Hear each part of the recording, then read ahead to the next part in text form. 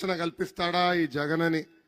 అంతెందుకు షర్మిల గారు ఈరోజు జగన్ గారు వ్యతిరేకంగా మాడుతుంటే ఏకంగా వైకాపా పార్టీకి చెందిన పేటీఎం కుక్కలు ఆమె పైన కూడా ఆరోపణలు చేస్తున్నారు. ఎవరికి పుట్టారని అడుగుతున్నారు. ఏకంగా ఆమె పెళ్లిళ్ళ గురించి కూడా మాట్లాడుతున్నారు. అంటే చూడండి, ఆయన పరిపాలన గురించి సొంత కుటుంబ సభ్యులు మాట్లాడినా వాళ్ళ పైన ఆరోపణలు చేసేదానికి ఈ పేటీఎం కుక్కలు బయలుదేరినాయి. అంతెందుకు దివంగత నేత అని చెప్పుకుని బతికే వీళ్ళు ఏకంగా రాజశేఖర్ రెడ్డి గారు పరువు కూడా ఈ రోజు తీసేసే పరిస్థితికి వచ్చారు. జగన్ ని చూస్తే ఒక కట్టింగ్ ఫిట్టింగ్ మాస్టర్ గుర్తొస్తాడండి. ఏంటది? Cutting fitting master. జగన్ కి 2 బటన్లు ఉంటాయండి. బల్ల పైన ఒక బటన్ బులుగు బటన్, కానీ బల్ల కింద కూడా ఒక బటన్ ఉంటుంది, అది ఎర్ర బటన్ అండి. మనందరి కంపెనీ బటన్ బులుగు బటన్. ఆ బటన్ నొక్కుతాడు, అకౌంట్లో 10 రూపాయలు పడుతుంది. కానీ అదే క్షణం బల్ల కింద బటన్ నొక్కుతాడు, అకౌంట్ నుంచి 100 రూపాయలు ఉష్ అని పోతుంది. ఎలా పోతుందో చెప్పాలి కదా. కరెంటు ఛార్జీలు 9 సార్లు పెంచి బాధుడే బాధుడు. ఆర్టీసీ ఛార్జీలు 3 సార్లు పెంచి బాధుడే బాధుడు. ఇంటి పన్ను, చెత్త పన్ను, ఇంకా రేపో మాపో ఇంట్లో కుక్కుంటే కుక్క పైన కూడా పన్నేసి బాధుడే బాధుడు. రేపో మాపో వాలంటీర్ వాసి ఇంటికి వస్తాడండి, ఒక గొట్టం పట్టుకుని వస్తాడు, ఉఫ్ అని ఊదమంటాడు. ఎవరు ఊదదు. పొరపాటున ఊదితే అమ్మాయింత గాలి పీల్చుతున్నావు అని గాలి పైన కూడా పన్నేస్తాడు ఈ సైకో జగన్. ఇంకా boom boom, president medal, Andhra gold, కొత్తగా స్పెషల్ స్టేటస్, వరల్డ్ కప్ కూడా క్వార్టర్ బాటిల్ బ్రాండ్లు తీసుకొచ్చి దానిపైన కూడా బాధుడే బాధుడు.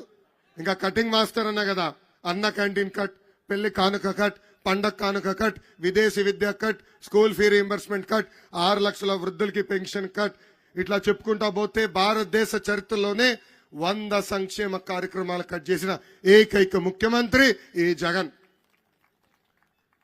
ఇక్కడున్న కార్యకర్తలందరికీ నేను పిలిపిస్తున్నా, మనం ప్రజల్లోకి వెళ్ళాలా, సంక్షేమం గురించి చర్చించాలా.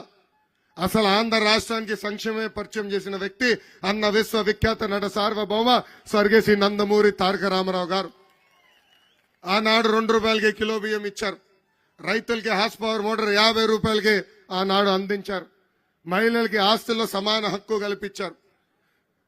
అన్నగారి తర్వాత బాబు గారు ప్రభుత్వంలో దీపం పథకం ద్వారా ఉచితంగా గ్యాస్ కనెక్షన్లు ఇచ్చారు. చంద్రన బీమా, అన్న క్యాంటీన్, విదేశీ విద్య, పెళ్లి కానుక, పండగ కానుకలు, ఇట్లా 100 సంక్షేమ కార్యక్రమాలు అందజేసిన పార్టీ మన పార్టీ తెలుగుదేశం పార్టీ. ప్రజల పడుతున్న కష్టాలు మనందరం చూసాం. అందుకే పవన్ అన్న, చంద్రబాబు గారు కలిసి బాబు సూపర్ 6 కార్యక్రమం ప్రకటించారు. దాంట్లో ప్రధానమైన హామీ నిరుద్యోగ యువకులకి 5 సంవత్సరాల్లో మన ప్రభుత్వం 20 లక్షల ఉద్యోగాలు కల్పించబోతున్నాం. ఉద్యోగాలు వచ్చేదానికి కొంచెం ఆలస్యం అవుతే ప్రతి నెల నిరుద్యోగ యువకులకి 3,000 రూపాయల నిరుద్యోగ భృతి కూడా మన ప్రభుత్వం ఇవ్వబోతుంది. రెండో హామీ, ప్రతి ఇంటికి ఉచితంగా ప్రతి ఏడా 3 గ్యాస్ సిలిండర్లు మన ప్రభుత్వం ఇవ్వబోతుంది. మూడో హామీ, స్కూల్కి వెళ్ళే ప్రతి విద్యార్థి కుటుంబానికి ప్రతి సంవత్సరం 15,000 రూపాయలు మన ప్రభుత్వం ఇవ్వబోతుంది. అంటే ఒకరు వెళ్తే 15,000, ఇద్దరు వెళ్తే 30,000, ముగ్గురు వెళ్తే 45,000 రూపాయలు మన ప్రభుత్వం ఇవ్వబోతుంది. ఇంకా నాలుగో హామీ, ప్రతి రైతుకి అండగా నిలబడేదానికి 20,000 రూపాయలు ప్రతి సంవత్సరం ప్రతి రైతుకి మన ప్రభుత్వం ఇవ్వబోతుంది. ఇంకా ఐదో హామీ, 18 నుంచి 59 సంవత్సరాల వయసు కలిగిన మహిళలకి ప్రతి నెల 1,500 రూపాయలు మన ప్రభుత్వం ఇవ్వబోతుంది. అంటే సంవత్సరానికి 18,000, 5 సంవత్సరాల్లో 90,000 రూపాయలు మన ప్రభుత్వం ఇవ్వబోతుంది. ఇంకా ఆరో సూపర్ 6, ఆరోది మహిళలు ఆర్టీసీ బస్సులో ఉచితంగా ప్రయాణించే హక్కు కూడా మన ప్రభుత్వం కల్పించబోతుందని ఈ సభాముఖంగా హామీ ఇస్తున్నాం. తమ్ముడు, జాబ్ క్యాలెండర్ నుంచి ఆల్రెడీ చెప్పా. ప్రతి సంవత్సరం జాబ్ క్యాలెండర్ విడుదల చేస్తాం. రికార్డ్ చేసుకో, డేట్ టైం రాసుకో. జగన్ లాగా పారిపోయే బ్యాచ్ కాదు నేను. జగన్ లాగా పరదాలు కట్టుకుని తిరిగే బ్యాచ్ కాదు నేను. ఇచ్చిన మాట నిలబడే వ్యక్తిని ఈ లోకేష్ అని మీకు మళ్ళీ చెప్తున్నా.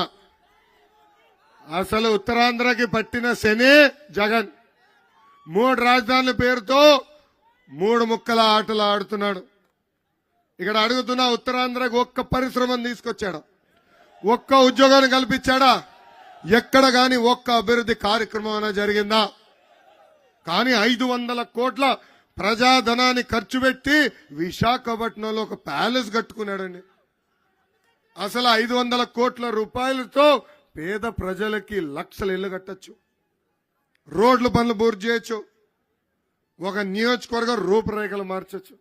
కానీ ఆ మనసు జగన్కి లేదు. ఎన్నికల ముందల ఉత్తరాంధ్రకు అనేక హామీలు ఇచ్చారు. మూతపడిన అన్ని ఫ్యాక్టరీలు తెరిపిస్తా అన్నాడు. కనీసం ఒక్క షుగర్ ఫ్యాక్టరీని తెరిపించాడా అని ప్రజలందరినీ ఆలోచించమంటున్నా. ఏకంగా రైల్వే జోన్ పనులు యుద్ధ ప్రాతిపదికంగా మొదలు పెట్టిస్తా అన్నాడు. కావాల్సిన భూమి కూడా ఈ ప్రభుత్వం కేటాయించలేదు. విశాఖ ఉక్కు ఉన్నది ఆంధ్రుల హక్కు. ఆనాడు పెద్దవాళ్ళు పోరాడి మన కోసం విశాఖ ఉక్కు తీసుకొచ్చారు. ఇప్పుడు ఆ విశాఖ ఉక్కు ఫ్యాక్టరీని ప్రైవేటీకరణ చేసడానికి ప్రయత్నిస్తున్నాడు ఈ జగన్. ఉత్తరాంధ్ర ప్రజలు నేను తెలుపుతున్నా, అవసరమైతే మన ప్రభుత్వమే ఉక్కు ఫ్యాక్టరీ కొనుగోలు చేస్తుంది. పెద్ద ఎత్తున ఉద్యోగాలు కల్పించే బాధ్యత మేము తీసుకుంటాం. ఇంకా శ్రీకాకుళం జిల్లాకు కూడా అనేక హామీలు ఇచ్చాడండి ఈ సైకో. పాదయాత్రలు అందరికీ ముద్దులు పెడుతూ ప్రధానంగా 60 హామీలు ఇచ్చారు. దాంట్లో పెండింగ్ ప్రాజెక్టులు అంటే సాగునీటి ప్రాజెక్టులన్నీ పూర్తి చేస్తున్నాడు. కనీసం ఒక్క ప్రాజెక్టులో పనులన్నా జరుగుతున్నాయని ఆలోచించమని నేను కోరుతున్నా. Vamsadhara Thotapalli left right canal కానివ్వండి, పనులు కానివ్వండి, నాగావళి కరకట్ట పనులన్నీ పూర్తి చేస్తానని ఆయన హామీ ఇచ్చాడు. కనీసం ఒక తట్టం మట్టనే ఎత్తాడా అని ప్రజలందరినీ ఒక్కసారి ఆలోచించమంటున్నాం. అసలు ఉత్తరాంధ్రాన్ని అభివృద్ధి చేసింది తెలుగుదేశం పార్టీ. ఆనాడు బాబు గారు ముఖ్యమంత్రిగా ఉన్నప్పుడు వంశధార నాగావళిని అనుసంధానం చేసేదానికి పనులన్నీ ప్రారంభించాం. దాదాపు 70% పనులు ఆనాడు పూర్తి చేశాం. రోడ్లు, బ్రిడ్జ్లు, తాగునీటి పథకాలు, హాస్పిటల్, ఉద్దానం కిడ్నీ పేషెంట్లకు ఏకంగా డయాలసిస్ కేంద్రాలు, ఎన్టీఆర్ సుజలా ప్లాంట్లు, ఇట్లా ఎన్నో కార్యక్రమాలు ఆనాడు మనం చేసుకుంటాం జరిగింది. ప్రధానంగా పాతపట్నం నియోజకవర్గం కోసం ఆనాడు కల్మట వెంకటరమణ గారు మా అందరితో పోరాడి పెద్ద ఎత్తున నిధులు కేటాయించి 2014 నుంచి 2019 వరకు పాతపట్నంలో ఒక స్వర్ణ యుగం చూపించారు. ఎవ్వరు ఊహించిన విధంగా 1600 కోట్ల రూపాయలు ఖర్చు పెట్టి మన నియోజకవర్గాన్ని మనం అభివృద్ధి చేశాం. సీసీ రోడ్లు వేసాం, బీటీ రోడ్లు వేసాం, 5 లిఫ్ట్ ఇరిగేషన్ స్కీములు పూర్తి చేశాం. ఆనాడు మనం ప్రారంభించిన ఇంకొక 5 లిఫ్ట్ ఇరిగేషన్ స్కీములు ఈ ప్రభుత్వ అధికారంలోకి వచ్చిన తర్వాత ఆపేసింది. ఆనాడు మెగా వాటర్ స్కీములు తీసుకొచ్చాం, 10,000 ఇళ్లు కట్టాం. వంశధార నిర్వాసితులకి 420 కోట్ల రూపాయలు నేరుగా వాళ్ళ బ్యాంక్ అకౌంట్లకు వేశాం. అన్ని మౌలిక వసతులు కల్పించి నిర్వాసితుల కాలనీలు కూడా ఆనాడు మన ప్రభుత్వం కట్టింది. Mini stadium, model degree college, మహిళలకి హాస్టల్స్, ఏకలవ్య పాఠశాలలు, జూనియర్ కళాశాలకి అవసరమైన భవనాలు, చేనేత భవనాలు, కమ్యూనిటీ భవనాలు ఆనాడు మనం కట్టాం. అంతెందుకు, నేను మంత్రిగా ఉన్నప్పుడు తాండాలో తాగునీటి సమస్య ఉందంటే సోలార్ ప్లాంట్లు తీసుకొచ్చి ఆనాడు ప్రతి తాండానికి కూడా తాగునీరు అందించాం. అయినా 2019లో మనం ఓడిపోయాం. దానికి కారణం ఒకటే, మనం చేసిన మంచి పనులు ప్రజల్లోకి తీసుకెళ్ళలేదు. వాళ్ళ అబద్ధం ప్రచారం స్పీడ్గా వెళ్ళింది. ఇప్పుడు అవకాశం వచ్చింది.